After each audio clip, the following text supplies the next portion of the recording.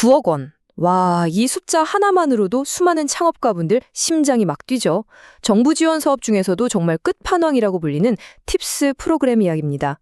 근데 이 어마어마한 기회, 그 앞에는요, 정말 치열한 경쟁이라는 벽이 딱 가로막고 있어요. 그럼 이 벽 도대체 어떻게 넘을 수 있을까요? 오늘 제가 그 필승 공식을 확실하게 알려드리겠습니다. 네, 맞아요. 바로 이 금액, 최대 9억 원입니다. 이건 뭐 그냥 통장에 숫자 하나 더 찍히는 그런 단순한 돈이 아니에요. 여러분의 아이디어를 현실로 만들어줄, 그리고 여러분의 비즈니스를 저 다음 단계로 확 도약시켜줄, 말하자면 로켓 연료 같은 거죠. 그러니까 이 기회의 무게가 결코 가볍지 않다는 겁니다. 자, 그렇다면 진짜 중요한 질문은 바로 이거겠죠. 그 수많은 경쟁자들 사이에서 어떻게 하면 심사위원들 눈에 확 띌 수 있을까? 그냥 아이디어 좋은데 이 정도를 넘어서 와, 이 팀은 무조건 투자해야 돼. 이런 확신을 어떻게 심어줄 수 있을까요? 지금부터 그 비밀을 하나씩 파헤쳐 보겠습니다. 사실 성공하는 제안서들을 쫙 보면요. 공통적으로 아주 튼튼한 뼈대가 있어요. 이게 뭐냐면 바로 심사위원들이 여러분의 사업을 평가하는 논리적인 틀 그 자체입니다. 이걸 우리는 PSST 프레임워크라고 부를 건데요.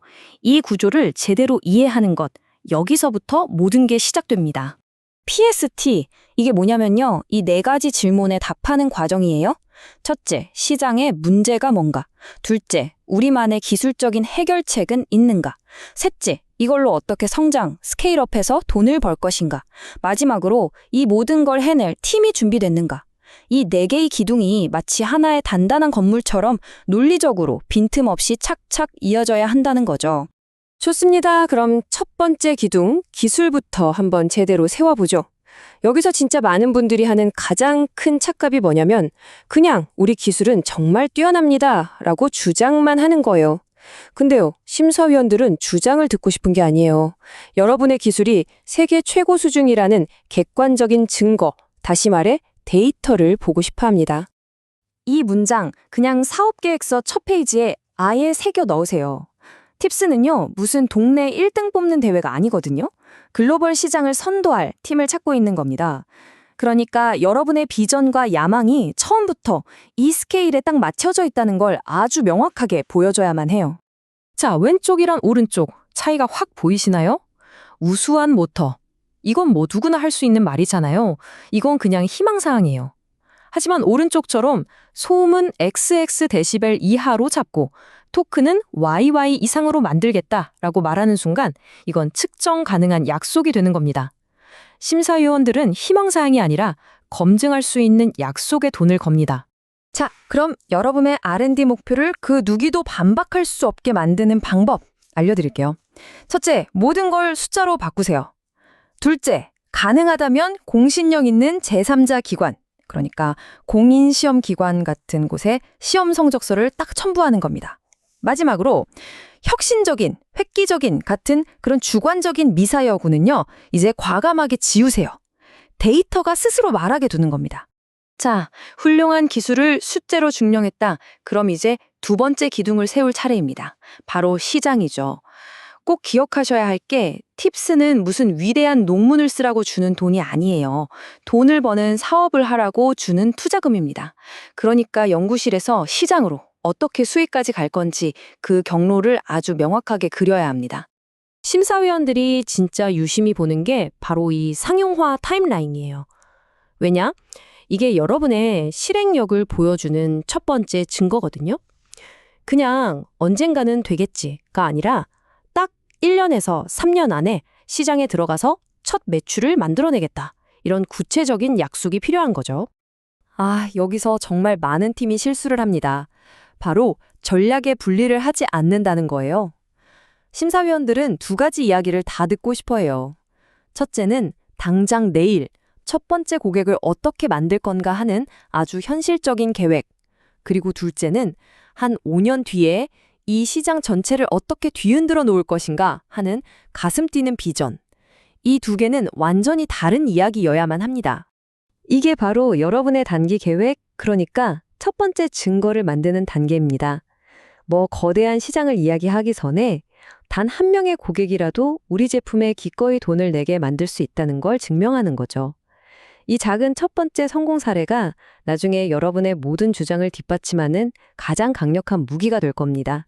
그리고 그 첫 번째 증거를 손에 쥐었다면 이제 마음껏 비전을 펼칠 시간입니다.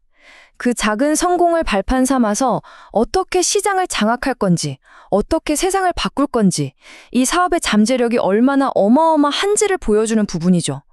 바로 여기서 심사위원들의 심장을 마구 뛰게 만들어야 합니다. 자, 이제 마지막입니다. 그리고 어쩌면 이게 가장 중요한 기둥일지도 몰라요. 바로 팀입니다. 아무리 완벽한 기술과 시장 계획이 있어도요, 결국 모든 걸 실행하는 건 사람이거든요. 투자자들이 항상 하는 유명한 말 있잖아요. B급 아이디어를 가진 A급 팀에 투자하지, A급 아이디어를 가진 B급 팀에는 투자 안 한다.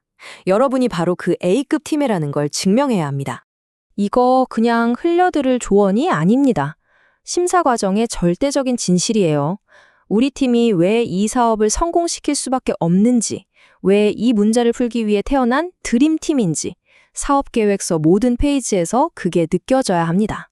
성공하는 팀은 보통 이 세 개의 바퀴로 굴러가요. 만드는 사람, 즉 기술, 파는 사람, 즉 영업, 그리고 관리하는 사람, 즉 운영이죠. 만약 우리 팀에 이 중에서 좀 부족한 부분이 있다? 절대 숨기려고 하지 마세요. 오히려 솔직하게 인정하고 언제 어떤 역량을 가진 사람을 꼭 채용하겠습니다. 또는 이 부분은 어떤 파트너와 협력해서 풀겠습니다. 이렇게 구체적인 계획을 보여주는 게 훨씬 더 높은 점수를 받습니다. 자, 이제 여러분의 관점을 완전히 한번 바꿔야 합니다. 제안서는요, 미래에 대한 약속을 하는 책이 아니에요. 과거와 현재에 대한 증거를 모아놓은 앨범입니다. 앞으로 잘하겠습니다는 아무런 힘이 없어요. 심사위원들은 저희 이미 여기까지 해냈습니다라는 그 증거를 보고 싶어 합니다. 바로 이런 것들이 진짜 실행력의 증거예요. 뭐 작동하는 시제품이라든지 고객한테 미리 받아놓은 구매 의향서, ROI, 아니면 초기 사용자 데이터, 랜딩페이지 테스트 결과 같은 것들이요. 이런 게 뭐 엄청 화려하지 않을 수도 있어요. 하지만 이런 작고 구체적인 성과들이야말로 이 팀은 말만 하는 팀이 아니구나, 진짜 해내는 팀이구나라는 가장 강력한 신뢰의 증표가 되는 겁니다. 자, 지금까지 기술, 시장, 그리고 팀이라는 세 가지 핵심 기둥을 쭉 살펴봤습니다. 이제 이 모든 걸 하나의 강력한 필승 공식으로 딱 압축해서 정리해드릴게요. 네, 바로 이 필승 공식입니다. 제출 버튼을 딱 누르기 전에 이 세 가지를 스스로에게 한번 물어보세요. 첫째, 우리의 기술 목표는 감성이 아니라 숫자로 말하고 있는가? 둘째, 우리의 시장 계획은 현실적인 첫걸음과 원대한 비전을 둘 다 담고 있는가? 그리고 마지막, 가장 중요한 거죠. 우리는 하겠다고 말하는 팀인가? 아니면 해냈다고 보여주는 팀인가? 마지막으로 이 질문 하나를 여러분께 남겨드립니다. 여러분의 사업 계획서는 그저 수많은 아이디어 중 하나입니까? 아니면 그 누구도 반박할 수 없는 단 하나의 증거입니까?